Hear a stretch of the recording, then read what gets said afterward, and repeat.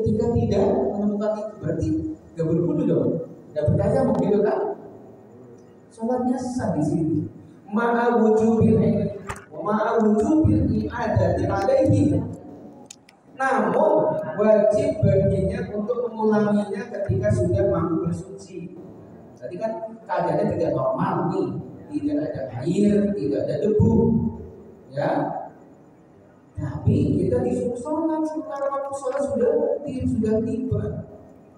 Nah, mungkin tidak mungkin nih misalnya nih ada seseorang muslim yang dipenjara, ya, di tempat yang bernajis, bahwa itu adalah obatkan najis, ya, di penjara di situ.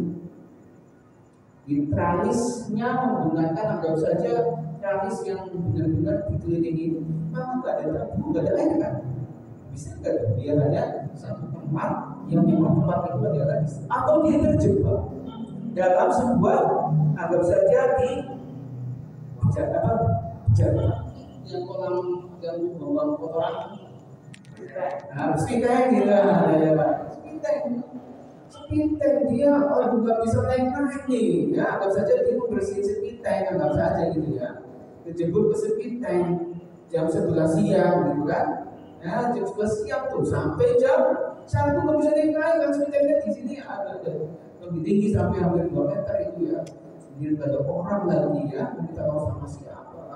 Macam sini jatuh lagi di situ sampai waktu sholat tiba, sampai kapan saya sholatnya nih gitu kan. Nah maka di situ gimana tuh ada tempat yang najis, wah ya, tempatnya najis, nggak ada tubuh, ada air, ada suci gimana? Dan di situ disuruh sholat. Disuruh sholat sebisa deh, ya disuruh. Namun ya itu ma'al wujub i'adati sholati, maka bagian konsumen mengulangi waktu sholat jika nantinya kok sampai ada bisa ke atas gitu ya, ke atas, wah itu kemudian bisa bersuci, bisa berwudu dan seterusnya, maka disuruh melakukan. Jadi sholat kapan juga boleh ditinggalin. Alasan terhadap sholat kotor gitu ya, nggak mau sholat gitu. Nah, itu sholat dihormati waktu wajib. Sholat nggak boleh ditinggalkan sama sekali. Itu dalam kitab fikih ini mazhab Syafi'i begitu. Kemudian wa taharatun najasi, syarat berikutnya adalah suci dari najis. Alladzi la yufa anhu, ya najis yang tidak dimaafkan pada fitaubi di pakaian, wa badanin, ya di badan, wa makanin dan di tempat.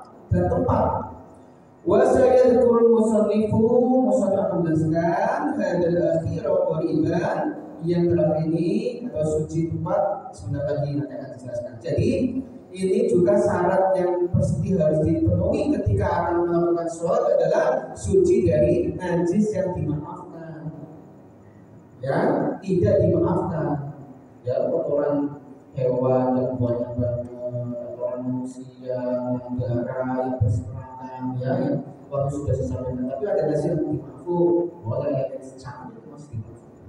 Ya kemudian lalat, ya lalat itu kotoran mata ataupun darah yang sedikit, itu darah nyamuk yang menempel di pakaian kita, mungkin tidur kemudian kita miring kanannya ada nyamuk yang lagi ini tinggi sama kita nempel di pakaian, ada darahnya kan, darah kan najis makfu itu, ya najis makfu karena masih sedikit.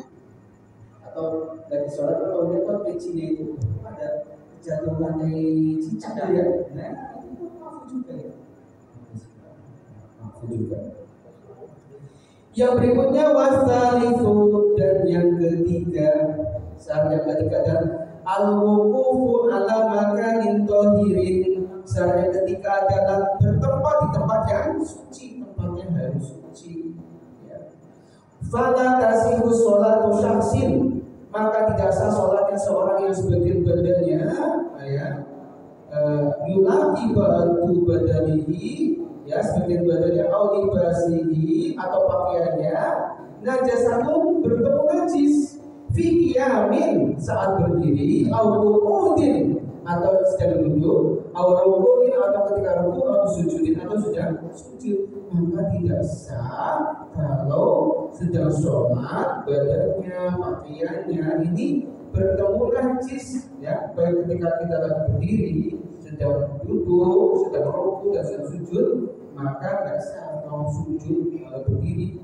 Tadi misalkan contohnya kok ini di bawah kita, ya, di bawah kita ini pas di bawah kaki kita itu kotoran banyak banget kita waktu sholat karena nggak konsentrasi, begitu masuk aja tahunya ada kotoran manusia, ya, yang najis itu, maka harus pindah tempat, nggak boleh teruskan di sini. Itu yang berdiri kan, ketika lagi duduk ternyata ini kok karpet kayaknya ada efek yang sepetan itu mana-mana gitu ya, baru ketahuan itu berdiri nggak ketahuan, tahunya setelah duduk terlihat benar ini. Nah itu tempatnya itu atau kita kejatuhan kotoran gitu ya, ketika itu sujud maupun. Nah ini syarat yang ketiga itu harus suci, ya, badan maupun pakaiannya, baik ketika sedang berdiri sholat, sedang duduknya sholat, rukunya sholat, maupun sujudnya sholat. Yang berikutnya warabi'u, dan yang keempat adalah syarat sahnya untuk melakukan sholat al-ilmu bidukhulil waqti, ya, mengetahui masuknya waktu sholat, ya, mengetahui waktu sholat datang masuk. Audhoni dukhulihi bil istihad, atau menyangka masuk bahwa ini sudah waktu masuk sholat berdasarkan dengan istihad, dengan ini saya yakin sudah waktu sholat. Nah ini bagaimana cara menentukannya gitu kan? Kalau orang yang sholat tapi tidak tahu, misalkan nih, ini lanjutannya, falau sholat bi ghairi dzalika lam tasihha sholatuhu, ya, sehingga seandainya ada seorang melakukan sholat tanpa semua itu, nggak mengetahui waktu sholatnya atau tidak menyangka bahwa ini sudah waktu sholat, kata pengarang kitab ini adalah wa in sadafal waqti, maka sholatnya tidak sah walaupun tepat waktu, ya, lam tasihha sholatuhu, tidak sah sholatnya wa in sadafal waqti, walaupun tepat waktunya. Jadi kita harus benar-benar mengetahui waktunya. Dengan cara apa? Misalkan nih, ketika waktu sholat, anggap saja mau sholat zuhur gitu ya, habis subuh, kalau mendung terus hilang, hujan dari malam sampai sore gitu, ini sudah waktu zuhur belum sih ya, gitu kan? Waktu zuhur belum nih. Nah ini kan bingung nih, maka jam juga nggak punya, jam nggak punya. Nah, matahari sendiri patokannya nggak terbit, ya kan? Bagaimana caranya bisa memperkirakan? Misalnya nih, kalau ulama dulu itu habis subuh dia membaca Al-Quran yang panjang pendeknya sudah dibiasakan. Saya kalau baca sampai separuh Al-Quran, berarti 15 juz habis subuh, itu nanti datang waktu pasti zuhur. Nah, kalau itu perkiraannya seperti sudah terbiasa, maka boleh. Nah, atau ini sudah waktu subuh belum ya, tapi bapak-bapak bisa memperkirakan ini kalau jam segini biasanya ayat berkokok nih. Nah, waktu subuh sudah terbiasa, gitu ya. Itu karena kita tidak menemukan jam yang lainnya. Nah, sudah terbiasa, sudah apa saja kebiasaan rutin, ya, bukan hanya sekali dua kali, sudah rutin, maka itu bisa jadi patokan. Menggunakan hitungan waktu, memperkirakan waktu dengan cara ijtihad, berusaha sungguh-sungguh untuk menentukan waktu dengan cara memperkirakan atau memprediksi.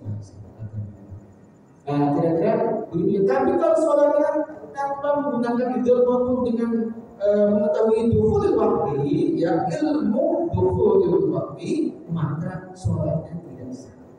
Itu syaratnya yang keempat, harus tahu waktu masuknya sholat. Nah ini ada pertanyaan berikutnya nih. Nanti berikutnya ya. Wal khamisu, dan syarat yang kelima adalah istiqbalul kiblat, yaitu menghadap ke arah kiblat. Maksudnya air Ka'bati, yaitu maksudnya Ka'bah. Nah maksudnya Ka'bah. Ini Bapak Ibu, sebenarnya kita menghadap ke arah kiblat ini adalah wal istiqbaluha bisodri syartun. Menghadap kita dengan dada adalah syarat bagi orang yang mampu, syartun liman qadara alaihi, yang mampu melaksanakannya. Wastafnan musannifu madakaro biqaulihi, dan musannif menjelaskan dari hal ini, beliau jelaskan dengan perkataan beliau di bawah ini. Nah, jadi gini. Jadi melihat kita syarat yang kelima ini adalah dada kita ketika sudah harus menghadap ke arah Ka'bah. Bagi orang yang ada di sana, di Mekah, tahu melihat Ka'bahnya. Kalau kita yang jauh dari Mekah, jauh dari Ka'bah, maka cukup arah kita saja, walaupun tidak pas banget. Jadi sebenarnya kalau kita kemudian masih digeser, nggak perlu dalam fikih. Yang penting arahnya ke arah sana, nggak mesti harus pas banget itu, enggak dalam fikih. Maka kemudian sampai bongkar masjid tadi, masjid sudah benar dibongkar, ya akan jadi itu sebenarnya kurang pas, ya kurang pas. Saya pernah berdialog dengan guru saya, Maksudnya Kiai Haji Mustafa Yaakob, ahli hadis, dulu imam besar Masjid Istiqlal. Dia terus guru saya ketika S2 di IIKI, saya S2 di IIKI. Dia mengatakan, ngapain orang repot-repot untuk mengubah arah kiblat, geser. Udah, yang penting kita arahnya ke arah sana. Kurang dikit nggak masalah. Maka Istiqlal dari itu, ya kan? Sampai sekarang nggak gitu. Biarkan, nggak apa-apa. Ini menjadi bagian ijtihad para ulama sudah ada sejak dulu. Kalau di luar orang yang di dekat Ka'bah, ya, orang Arab sendiri jauh, terkadang yang mungkin letaknya ada di Yaman gitu ya, ada di Yordan, ya, masih di Jazirah Arab, tapi katanya jauh nggak mesti harus pas. Yang penting arahnya ke arah Ka'bah, kiblat kan itu ya. Wa yajuzu tarku istiqbal kiblat, keadaan yang diperkenankan tidak menghadap kiblat, ya. Kapan? Fi sholat, ya, sholat fi halataini, di dalam dua keadaan, bahkan boleh tidak menghadap kiblat. Sholat tidak menghadap ke arah kiblat dalam dua keadaan. Apa? Fi syiddatil khawfi, yaitu saat syiddatil khawf, keadaan genting, perang. Keadaan perang, ya, itu fi qitalin mubahin fardun karena sholatu au naflan, ya. Jadi ketika melakukan perang yang diperkenankan baik sholat fardu maupun sunat, boleh tidak menghadap ke arah kiblat. Lagi perang kan wajib sholat, tidak ada keterangan lagi perang harus sholat, wajib sholat. Tapi ini punya keringanan, boleh tidak menghadap ke arah kiblat, tidak menghadap ke arah musuh, balik ya, atau mendatangi musuh. Biasanya musuh ada di sana, maka kita bagi sholat khauf, keadaan perang itu yang di depan sini, ini agak sholat dulu dibagi, disip ya. Kamu lawan musuhnya yang di belakang sini untuk sholat, ya, untuk sholat. Baru rakaat pertama, ya, nggak ada kita musuhnya, ya. Tapi pertama di depan itu orang yang sedang melawan musuh, di belakangnya orang yang sholat. Nah, itu beda kan? Kok boleh begini? Boleh, sangat lagi ada pengusul dan fikih. Nah, sebaru salat rakaat pertama yang tadi menghadap musuh mundur ke belakang, ya, yang lagi sholat maju ke depan menghadap musuh. Nah, ada mesti ada dulu. Bisa satu rakaat bisa istirahat, gantian dengan yang di depan, baru sampai minimal kita 2 rakaat selesai. Kalau belum bisa dikodok, bisa diringkas di kosong, ya. Nanti kalau potong kosong, dan ada subuh. Nah, sampai salam, caranya begitu. Walaupun ini menghadap arah selatan, misalkan gitu ya, apa salah? Baik wajib maupun sunnah. Itu dalam diperkenankan tidak menghadap arah kiblat, ya, ketika dalam keadaan syiddatul khaufi dalam keadaan wa fin nafilati fi safari au ala rahilati, dan yang kedua adalah ketika melaksanakan sholat sunnah di atas kendaraan saat bepergian. Ya, kita boleh melaksanakan sholat sunnah tidak menghadap ke arah kiblat atau bepergian, walaupun jaraknya hanya 1 farsa. 1 farsa ini kurang lebih ini ya 1,3 km, 1 mil. Ya, 1 mil. Satunya 1 kiloan. Boleh ya, boleh. Lagi nanti kuda, ya kita mau sholat sunnah boleh. Menghadap tidak ke arah kiblat, arah jalannya kendaraan tersebut, si tumpakannya tersebut boleh. Falil musafiri safarun mubahan, sehingga bagi seorang musafir yang melakukan perjalanan yang diperkenankan syariat, walau qasiran, jaraknya dekat, ya, at-tanafulu sobal maqsidihi, ya, maka diperkenankan melaksanakan sholat sunnah menghadap ke arah tujuannya walaupun tidak menghadap ke arah kiblat. Sobal maqsidihi, boleh menghadap ke arah maksud tujuan si kendaraan tersebut. Maka sholatnya pun tidak mesti harus kita jidatnya ketika sujud dengan pelana, enggak. Pokoknya antara ruku mungkin agak seperti ini, sujudnya lebih rendah lagi. Dan nggak usah terlalu menggerak-gerakan tambangnya talinya itu nggak usah, ya, atau pucuknya nggak usah. Itu dalam kaifiatnya demikian.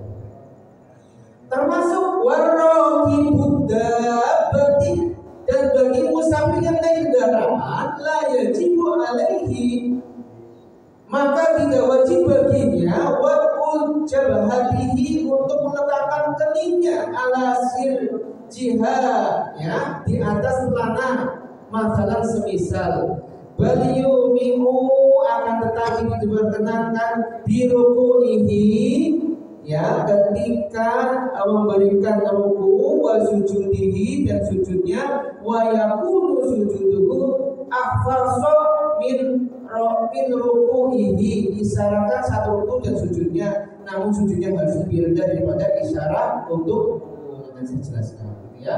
Rukunya langsung segini, kemudian sujudnya lebih rendah lagi. Kira-kira nunduk kepalanya itu begitu ketika sedang sholat di atas kendaraan.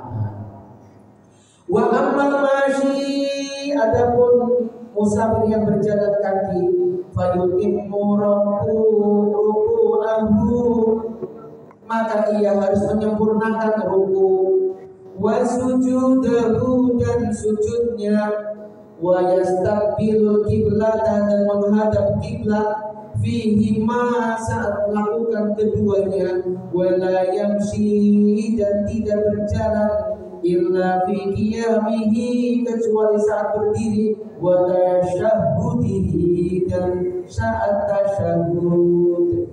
Jadi kalau kita musafir dengan berjalan kaki, tidak berkendaraan, dan kita ingin melakukan sholat, ya, maka di sini disuruh menyempurnakan rukunya maupun sujudnya serta menghadap ke arah kiblat, ya. Dan tidak berjalan kecuali saat berdiri dan tasyahud. Ini yang dilakukan bagi orang yang ini juga boleh tidak menghadap ke arah kiblat. Dengan itu harus menghadap kiblat. Kalau jalan kaki harus menghadap ke arah kiblat. Nah, Bapak sekalian, ini ada beberapa hal yang saya sampaikan. Salah satu di antaranya tadi saya ada yang kurang nih, kayaknya tentang menutup aurat, ya. Tadi menutup aurat sudah belum, ya? Ya, menutup aurat ini banyak persoalan nih. Bagaimana ini kan syarat sholat harus menutup aurat, ya. Menutup aurat bagi laki-laki adalah beda syurrah warubah, antara pusat sampai lutut.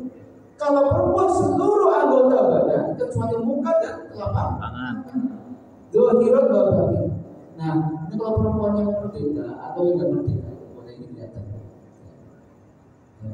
Dohiron babatin. Nah, pertanyaan muskilannya begini Pak, bagaimana kita sholat nggak pakai baju, nggak pakai bagian, udah bra gitu ya, nggak pakai baju? Mungkin nggak mungkin. Misalnya nih, kemarin ada musibah perahu, ya itu tenggelam udah Banyuwangi mau ke Bali, ya kan? Ya. Tenggelam tuh. Nah ada yang selamat, misalnya selamat 36, sampai akhirnya pakai cowong camping lepas gitu ya, lepas semuanya. Tahu-tahu dia selamat, lebih dari 10 orang. Waktu sholat tiba, bagaimana pakai baju sholat atau tidak? Sholat Pak, sampai segitunya di fikih. Dalam kitab Al-Qur'an dibahas itu Imam Syafi'i yang membahas lagi. Termasuk dalam kitab 4 Imam Madhab dibahas. Bagaimana kok nggak ada ini, kok nggak ada bajunya gimana? Sholat di sana. Nah, kalau yang pertama, kalau bisa kita mencari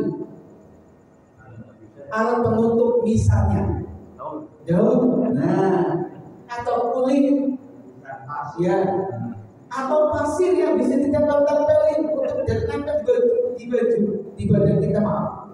Maka apa itu? Kok nggak bisa pada semuanya pasir tempel kering? Butuh lagi, terus gimana gitu ya?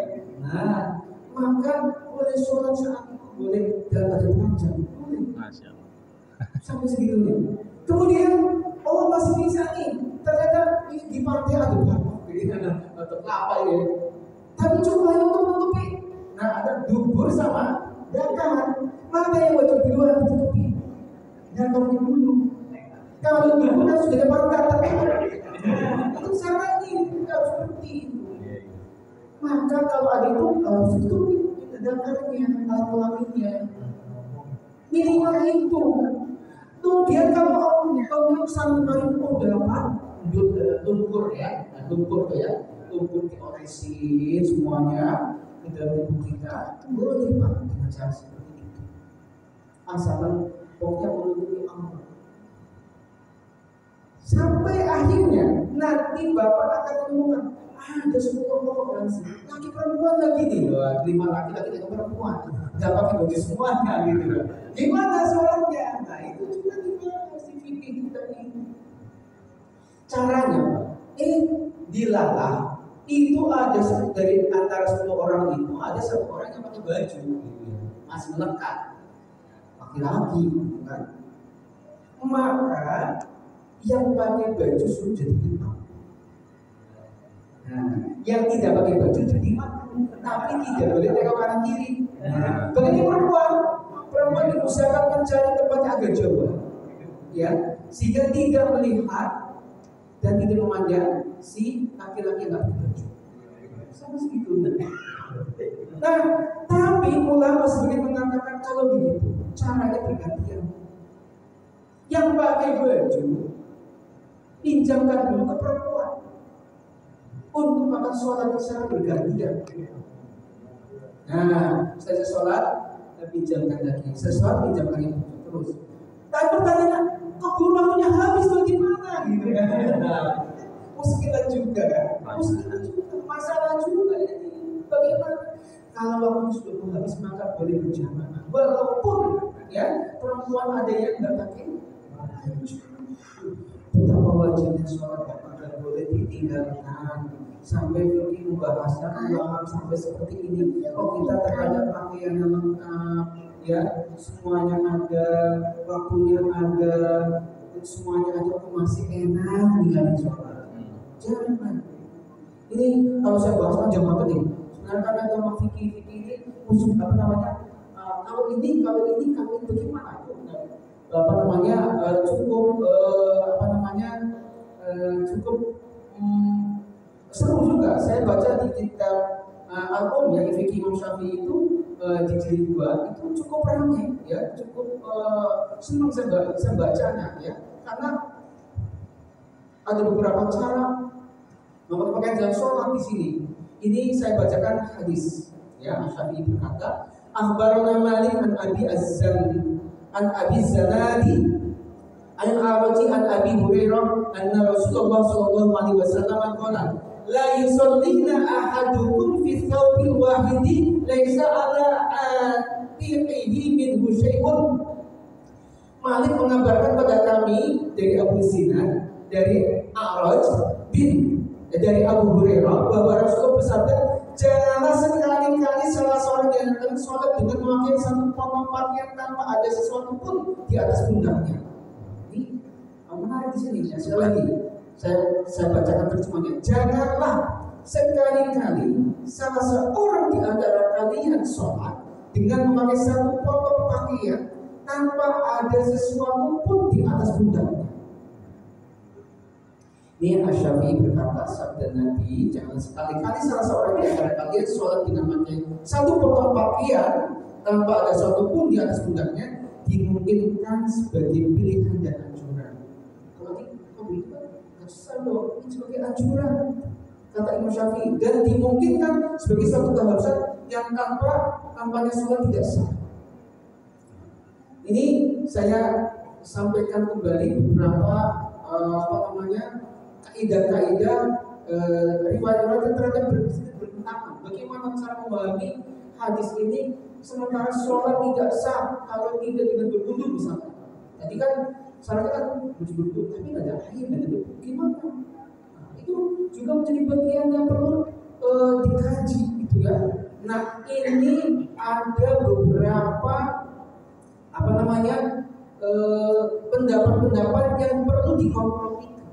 Nah, di kitab Al-Qur'an sendiri ternyata membahas dari berbagai macam pendapat. Imam Syafi'i itu meramu dari berbagai pendapat. Ini jangan dikira Imam Syafi'i itu anti madhab, tidak mau pakai madhab Maliki, pendapat Imam Malik kan gurunya Imam Syafi'i atau Ibnu Hanbal. Enggak juga. Ternyata Imam Syafi'i itu sangat luar biasa, sangat bijak dalam menentukan hukum yang dalam hal ini terkait dengan fikih sholat. Ya, fikih sholat ini banyak sekali sehingga muncul kesimpulan-kesimpulan yang terkadang kita bisa boleh jadi, wah ini yang benar yang mana ya? Nah, ini perlu saya sampaikan di sini. Ternyata ada berbagai macam pendapat yang mana boleh jadi orang tersebut adalah menurut Imam Syafi'i. Misalkan kemarin kasih contoh. Menurut Imam Syafi'i, nanti ketika surat kita saya bahas itu misalnya sholat yang 4 waktu misalnya. Menurut Imam Syafi'i itu rakaat pertama, kedua, ketiga, keempat itu boleh baca Al-Quran. Surat. Misalkan orang ketiga, Al-Fatihah selesai, baca Al-Ikhlas misalnya. Orang keempat selesai Al-Fatihah baca Al-Kafirun lagi. Kalau satu dua nggak pasti kan. Terus kita menggunakan siapa nih? Sholat Isya itu rakaat pertama dan kedua saja baca Al-Quran. Padahal wanita kita ini bisa jadi di sini ini menjadi sebuah kita boleh terkadang mohon maaf ya terkadang kita lintas ya, tapi ini diakui oleh Imam Syafi'i dibenarkan. Walaupun Imam Syafi'i punya pendapat kalau sholat itu yang 4 waktu itu boleh baca Al-Fatihah, baca Quran, tanda saja kuat juga ya, tanda saja kuat juga. Nanti kalau kita bahas lebih lanjut. Tapi kemudian yang melakukan sholat 4 rakaat ya, kemudian hanya rakaat 1 dan 2 itu sebenarnya pendapat yang kuat yang disampaikan oleh ini. Saya sampaikan sedikit saja ini berkaitan dengan ini. Nanti akan banyak sekali pembahasan yang lebih menarik tentang hal ini. Sedikit ada Rasulullah pernah memerintahkan untuk mencuci mencuci pakaian ya, pakaian itu harus bersih. Ya. Ini sebenarnya firman Allah ya, firman Allah dalam surat Al-Mudaththir kan ya, wa thiyabaka fatahhir, dan pakaianmu bersihkanlah. Nah, maksudnya adalah sucikanlah pakaianmu untuk sholat. Nah, bagaimana ini kalau sholat yang menggunakan pakaian yang bekas tadi? Kan pertanyaan juga kan. Padahal wa thiyabaka fatahhir, dan pakaianmu bersihkanlah ketika kamu akan sholat. Nah, sebagian ulama yang lain menakmilinya secara berbeda ya. Ini berbeda-beda nih, menakmili atau menafsirkan ayat ini berbeda-beda ya. Sedikit, ada seorang laki-laki dan perempuan tidak boleh sholat kecuali dalam keadaan tertutup auratnya. Ini sebagian mengatakan demikian. Yang ini juga sholat dengan pakai pakaian yang tidak suci, maka keduanya harus mengulangi sholatnya. Nah, itu juga menjadi pengertian itu juga. Jika kedua sholat dalam keadaan tidak menutup aurat, pada keduanya mampu untuk menutup aurat, maka kedua harus mengulangi sholatnya. Ini juga pengertian itu, baik dia mengetahui hal itu ketika dia sholat atau keduanya tidak mengetahuinya, baik di waktu itu atau setelah waktu itu. Artinya sudah beda waktu sholat, baru ketahuan saya tadi kok kayak nggak pakai baju ya. Itu boleh suruh mengulanginya. Ini menjadi bagian ya beberapa masalah-masalah yang disampaikan oleh beberapa ulama. Oke, mungkin biar ada sedikit tanya jawab kalau mau menyaksikan nanti kalau saya ngomong satu bapak, saya lupa terus ya sampai waktu bisa terus saya lupa apa saya kasih kesempatan bertanya ya. Saya baru ingat sudah waktu habis. Ternyata saya asingkan membaca ya menyampaikannya. Nah ini waktu habis. Masih ada waktu menunggu bisa kira-kira kurang lebih berapa menit? 5 menit ya? Masih lama. Masih lama? Hah? 10 menit. Ya 10 menit pas. Silakan kalau ingin yang tanyakan. Biasanya saya selalu buka tanya jawab. Saya lupa. Mohon maaf. Kemarin-kemarin itu langsung waktunya habis saya ya. Kurang adil ya. Kita buka kesempatan untuk dialog dan tanya jawab. Ya, silakan bagi yang ingin. Ustaz. Ya enggak. Ini seumpama ada kejadian darurat ini, ya. Di pesawat dengar akan yang mengumumkan pesawat ini, apakah harus tunggu akan selesai? Apakah bisa mau berangkat? Kamu berangkat nih, darurat ini. Ya. Ini waktu sholat tiba, azan. Ya. Kita sebaiknya nunggu azan dulu selesai, apa kita boleh langsung sholat? Nah, untuk menyita waktu. Kalau pas berbarengan, kalau misalnya nih, kan pesawat mungkin ditunda di berangkatnya ya, tepat waktu. Kira-kira waktunya kok cuma tinggal 1 menit setengah gitu ya. Kalau saya sholat dulu, pasti saya ketinggalan nih. Ya maka jangan bapak sholat, jangan sholat di sebelum naik. Nanti saja ketika di pesawat atau setelah turun, setelah landing gitu ya. Tapi kalau waktunya masih memungkinkan banyak. Kita sudah menunggu tinggal masuk aja lah, tinggal pesawat gitu ya. Karena ada antrian dulu kan di lobi gitu kan. Di bawah bisa dapat sesuatu ya, kalau sudah ada waktunya masih ada ya 15 menit atau 30 menit sudah dulu waktu sudah sholat. Tapi kalau yang berbarengan nggak mungkin kalau nanti saya sholat waktunya sudah tertinggal ya. Dan bisa bahaya, maka jangan. Saya pernah mendapati satu rombongan kira-kira di kereta ini ya, naik kereta ya. Ketika sholat subuh ya kan, pas beneran subuh ada di stasiun daerah Jawa Tengah Subuh Baru apa ya saya lupa. Kan katanya lama tuh, bener lama, istirahatnya lama beberapa menit. Akhirnya pada turun tuh sholat subuh gitu kan, yang sholat kan. Terus ketawa juga tuh begitu turun. Ada sholat, waktu ini sudah ada sholat lah kira-kira begitu ya. Begitu sholat tuh nyepri kita baru serokaan bagaimana itu kan ya. Sholat akhirnya daripada ketinggalan dia bubarkan sholat, tapi dia sudah di atas kereta. Nah kalau itu dia ketinggalan semua rombongan kita gitu kan.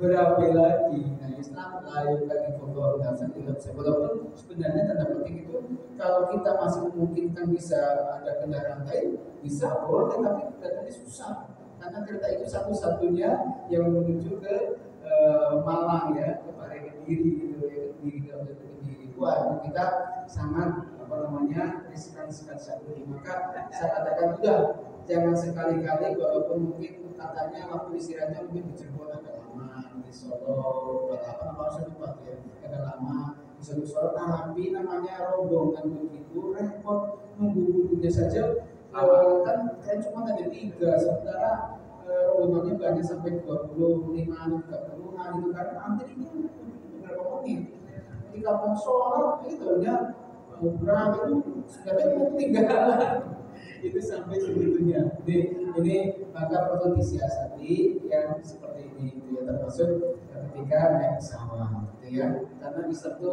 membolehkan untuk sholat dimanapun ya, di atas pesawat juga boleh ya, walaupun nanti di atas pesawat kan dulu zaman dulu itu sholat di atas pesawat nggak sah zaman dulu ya, karena dulu karena salah satu itu harus kakinya menginjak sepenuhnya, harus menginjak, atau yang ditungganginya naik ke punggung. Kalau nggak ada nggak sah, soalnya di awal-awal. Nah itu zaman dulu itu pembahasan fikih itu nggak sholat di atas pesawat, tapi kemudian tidak berkembang fikih. Nah, karena kita perjalanan, misalkan ada orang, mohon maaf ya, dia itu naik tiang bendera, bendera, wah, gitu kan. Kemudian anggap saja dia itu kemudian bisa loncat ke atas tinggi lagi, kemudian dia mau sholat, sambil terjun ke bawah, yang sampai beberapa detik lama. Nah itu sudah biasa karena tidak menempel. Nah itu sampai alasannya sampai segitu dulu. Nah tapi sekarang sudah berubah ya, berubah sudah tidak pesawat besar ya, sama halnya dengan sholat seperti itu, sesuai dengan waktu yang bisa di keadaan yang kita alasan. Nah ini nanti bahasan itu juga panjang sebenarnya. Ini ringkas saja ya, ringkas saja. Baik. Masih ada? Ustaz, ya, soal nisfu Sa'ban tuh gimana tata caranya? Ya. Nah ini juga nanti apakah sholat nisfu Sa'ban itu ada di dalam fikih apa tidak, apa aturan apa tidak gitu ya. Nah ini menjadi bagian perdebatan di para ulama ya. Sholat nisfu Sa'ban itu ada perdebatan di para ulama. Ada yang mengatakan karena tidak ada contoh dari Nabi, maka sebaiknya tidak usah. Sholat tasbih mutlak aja, udah ya. Tapi mengatakan, oh ada, walaupun ini dhaif gitu ya. Ada orang melakukannya, gitu kan? Ini yang kemudian menjadi ramai di masyarakat. Sikap kita bagaimana gitu aja. Sikap kita bagaimana udah. Kalau kita meyakini bahwa sholat nisfu Sa'ban itu memang tidak ada tuntunan dari Rasulullah yang harus melakukan. Jadi kalau dia meyakini sangat dipilih, udah dosa memarahi. Anggap saja dia niatkan sholat sunnah. Sholat itu bebas. Kapan aja mau sebelum Isya, sesudah Isya, sebelum duhur, sesudah duhur, sebelum asar, itu boleh. Jadi ini kalau bukan itu sama dengan sholat biasa kan ya? Iya. Because ini kalau saya lebih bersikapnya kalau sholat yang tidak ada tuntunannya sebaiknya niatan sholat sunnah itu lebih aman. Lebih aman kalau saya lebih daripada kita sering meramaikan hal yang seperti ini dengan beda pendapat dan seterusnya, itu akan lebih aman dari sisi hukum ya. Kalau yang kemarin sudah sampaikan mungkin 2 hari raya sudah jelas, istisqa ada, gerhana bulan ada, gerhana matahari ada, ya kan? Itu sudah nggak diperdebatkan oleh orang ulama, sudah nggak ada keuntungannya. Tapi ketika masih ada perdebatan di masyarakat, sebaiknya kita melakukan sikap, tapi jangan sampai memarahi, membenci dan seterusnya lagi ya. Bagi orang seperti itu, cuma kita ya asal ada toleransi tinggi aja. Tidak ada begini. Boleh jadi dia punya alasan yang saya sendiri atau bapak sendiri kan bisa jadi kan. Karena kita nggak boleh langsung menyalahkan orang lain. Sebab menyalahkan orang lain kalau kita tidak punya dasar yang kuat, kita sekali-kali tidak boleh menyalahkan orang lain kalau saya punya dasar yang kuat atau dasar sudah punya kuas. Nah, kalau yang sudah punya kuas pun biasanya akan ditoleran. Sangat toleran. Saya ketemu dengan berbagai orang yang ilmunya alim ya, itu orangnya sangat toleran sekali. Ya, tidak apa-apa. Iya, nggak usah dimarahi, nggak usah dimusuhi, nggak usah dihina aja. Saudara kita, ya, sama segitunya. Sepanjang tidak sampai pada tauhid. Nah, kalau tauhid itu sudah nggak ada tawar-tawar.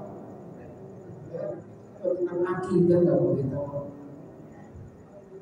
Ini kira-kira begitu ya. Nanti kita bahas tentang soal macam-macam ya. Nanti kita coba kita bahas ya. Nah, ini sebenarnya pertanyaan-pertanyaan yang sudah mulai. Nanti ada ikhtilaf ya. Ikhtilaf perbedaan para ulama terkait dengan masalah tersebut. Mungkin ini yang bisa kami sampaikan. Wallahu a'lam bishawab. Waktu bisa sudah datang ya. Pas banget ya. Kita akhiri dengan sama-sama